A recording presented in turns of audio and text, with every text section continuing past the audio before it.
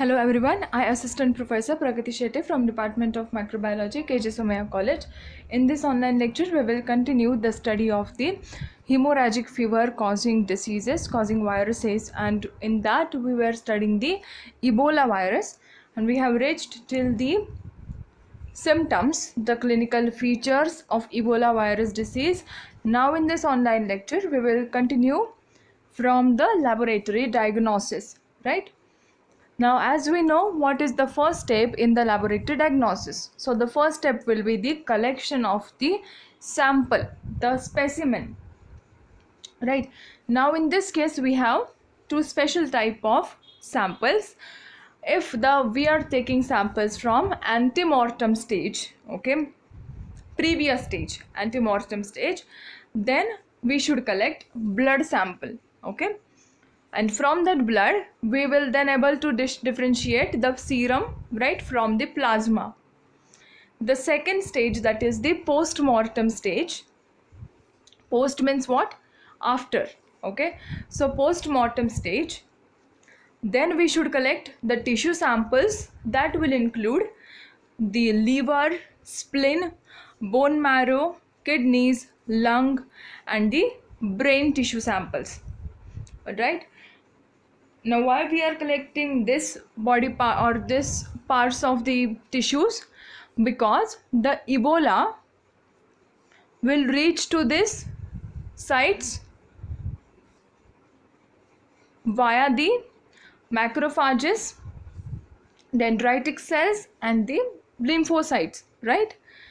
And then the infected macrophages, dendritic cells will migrate towards this spleen, liver, okay, bone marrow, and so on, and therefore the virus will reach there, and the virus can also transfer via the blood, okay. Therefore we are taking these tissue samples for our diagnosis, laboratory diagnosis. Now we are with our sample. Now in this case, in the Ebola cases, sample should be collected with all biosafety precautions, right? Now, as we know, this virus is very contagious and very harmful, easily spread.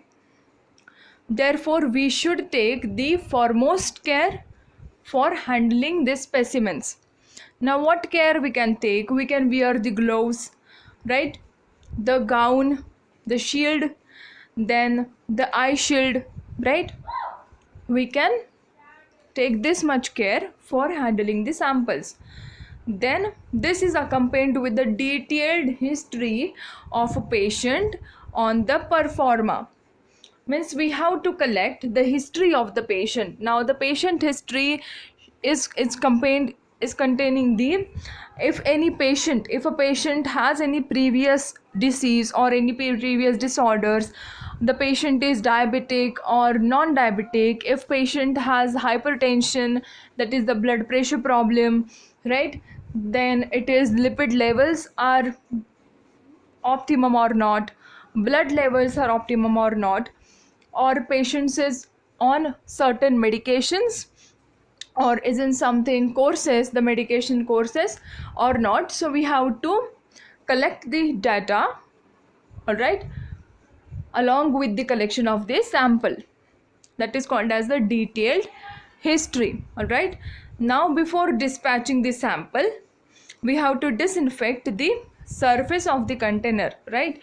Now, as we know, this sample, this viruses spreads very easily via the body fluids, right?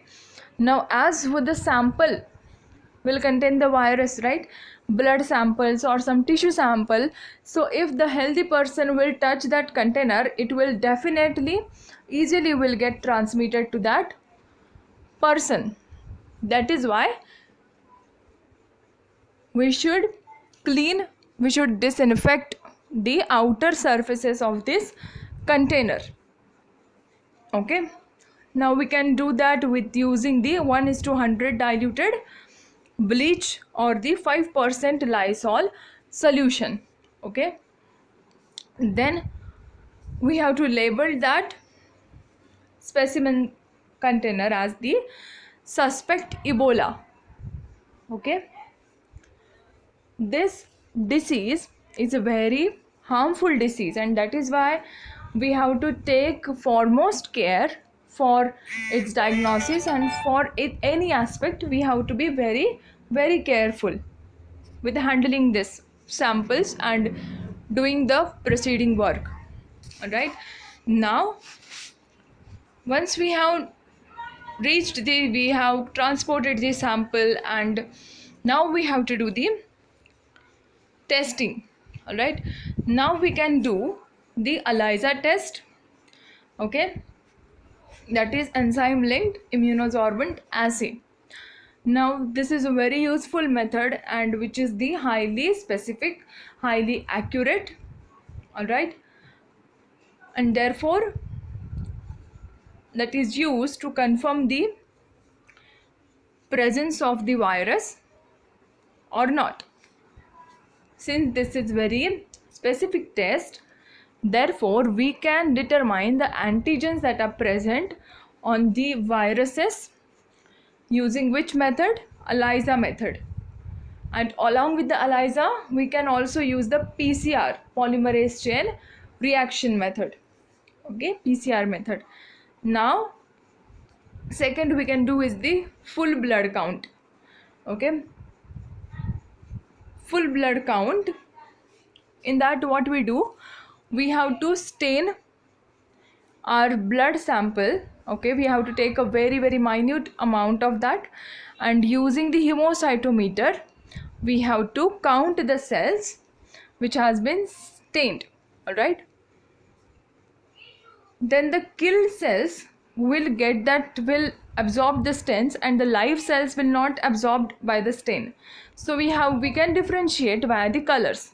Okay, now if the decreased in the platelet count is present, then we can proceed with some other confirmatory tests. All right, now the coagulation studies, prolonged prothrombin time or the activated partial thromboplastin can be identified, can be determined using the coagulation studies. Okay, then the blood cultures. Now the negative blood cultures are helpful. Okay, why these are helpful? This can act as the control, all right, for our test blood cultures. Then the Ebola specific IgM and IgG antibodies, immunoglobulin M and the immunoglobulin G. Now IgM antibodies can appear in the serum as early as second day after the infection. Okay, although the results or the presence can be up to 9 days. Means they can observe either in the second day or either in the 9th day. The duration period may vary. Okay, then they become negative between 30 and 168 days after symptoms onset. Then the IgG response develops between day 6 and 18 and can persist for several years. Okay, that means which is the protective antibody in this? The IgG antibodies. Okay, why? Because IgG antibodies will remain for a very longer period in a person's body even after the person has recovered from this disease. Okay, this is called as the protective antibody.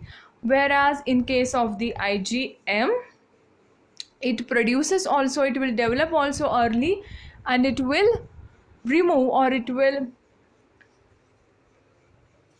be negative in the early days only.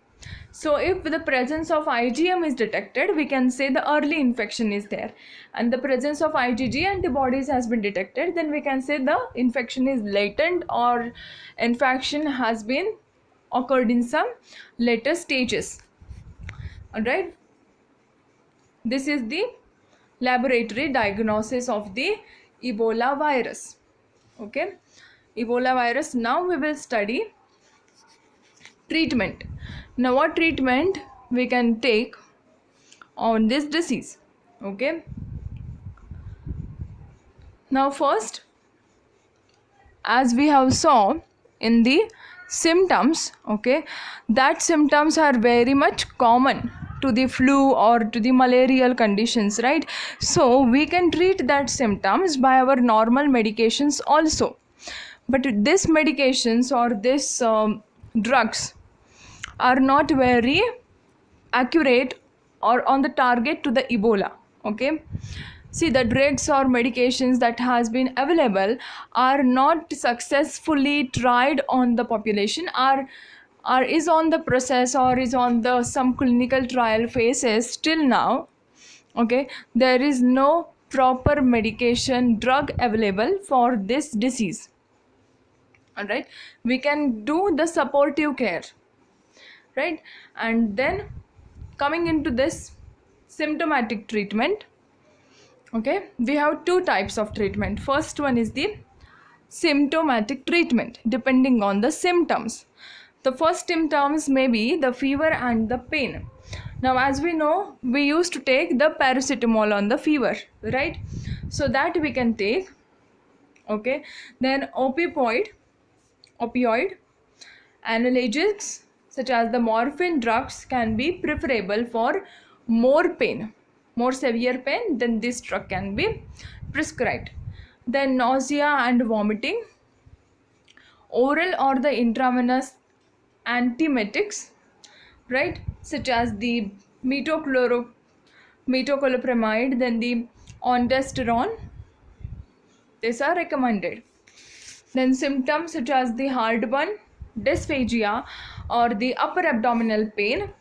Then proton pump inhibitor, which is the most common we use, that is the omeprazole, can be beneficial, right? So you can observe that this treatment or these drugs are not specific for the pathogen, are not specific for the virus. The drugs are given accordingly to the symptoms. Okay, that is why this treatment is calling as the symptomatic treatment, right? Then seizures, for that, although this symptom is uncommon but can be seen in the advanced later stages. Okay, and for that the benzodiazepine is can be given. Then agitation, for that the haloperidol or the again benzodiazepine drugs can be preferred. Then sepsis and the septic shock if happen, then the broad spectrum antibiotics can be prescribed such as the ceftriaxone, then the piperacillin, tazobactam or the meropenem.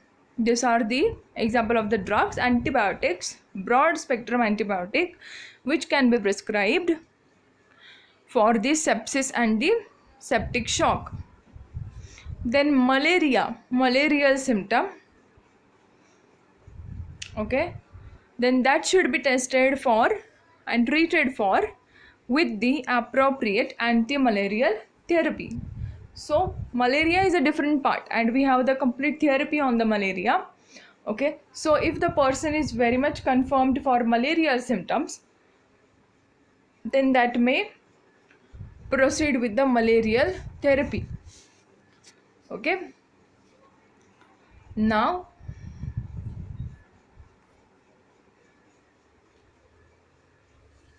the drugs that are available. Okay, now this will be the medication treatment, right, or the medical treatment. Now drugs that are present, these are the ZMapp, then the TKM, Ebola. Okay, these are the various kinds of drugs. See, these drugs are not has been prescribed. Okay, they are undergoing certain trials, some trials, or they has been tested in the animal models, in vitro models. They have shown the successful results, some of these drugs, But for now, there is no certain medications that are available that will be for exactly this Ebola virus. Okay, these drugs are there. They may be available. They may will available after some time duration, right? In the upcoming years, they may be available for us. They are now under the clinical phases, or they are tested in the vitro in animal models, and they have shown successful results also.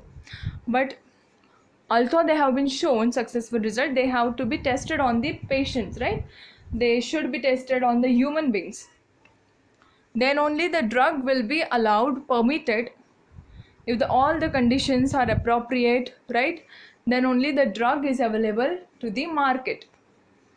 Now the vaccines that are available are the NIAID vaccine or the GSK Ebola vaccine, and the RVSV Ebo V vaccines are available. Okay, these vaccines are also similarly that are not much preferred, because they have not shown very much great results. All right, they are also undergoing some trials, okay, some modifications. So therefore there is no such proper treatment. There is symptomatic treatment that we can take, okay, and the supportive care that we can take. Now, what are the measures we used to take, or we should take, to avoid this infection, okay, to avoid the transmission? Now we should wear protective clothing. We should practice proper infection control and sterilization measures. Now we should isolate. If in the case of the isolation, we should isolate the suspected patient from each other. If a person is suspected, then that person should not be come in contact with the other persons, okay, so that person should be isolated. Then avoid direct contact with the bodies of people who have died from the Ebola or suspected Ebola. Okay, so this prevention or these measures we can take to avoid the infection, to avoid the disease. Now in this online lecture we have studied laboratory diagnosis. After laboratory diagnosis, we studied the treatment, symptomatic treatment, right, and this drugs, medications. Then we have saw these prevention or the measures that we should take to avoid the transmission or this disease. Okay, I hope you understood this online lecture. If you have any doubt regarding this, please ask in the comment section. Thank you for watching.